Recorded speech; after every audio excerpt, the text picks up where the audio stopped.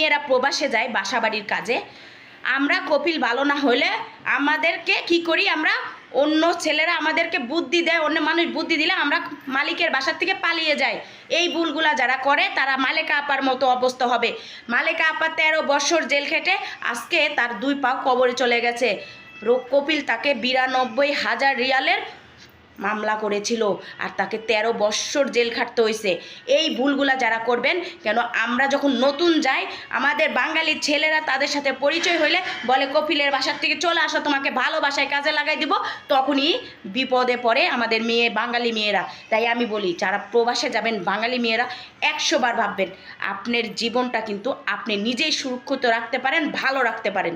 কেন আপনি যদি অন্য কারো কথা শুনে কপিলের বাসাতে পালিয়ে যান, আপনি নিজের বিপদ আপনি নিজেই ডেকে এনেছেন। কারণ আপনার যদি কপিল ভালো না লাগে, ওখানে পেপারের মধ্যে 6 মাস লেখা থাকে, 6 মাস পরে আপনি চলে আসবেন। কিন্তু কারো বুদ্ধি শুনে যদি আপনি পালিয়ে যান, একটা কপিল একটা মেয়েকে নিতে 3.5 লাখ টাকা লাগে, তার একামা, তার অনেক কিছু খরচ আছে, সম্পূর্ণ কপিল ব্যবহার এই টাকা দেয়। আর আপনি যদি সেই কপিলের কাছ থেকে পালিয়ে যান আর কপিল যদি আপনার নামে মামলা করে, তাহলে আপনি কখনোই বাঁচতে পারবেন না, এই মালেকা আপার মতো হবে। তাই ভিডিওটা সবাই বেশি বেশি শেয়ার করে দিবেন, মালেকা আপার মতো যেন কেউ না হয়। আমার প্রবাসী বোনরা যেন এই ভিডিওটা দেখে নিজেরা সাবধান হয়ে যাবেন।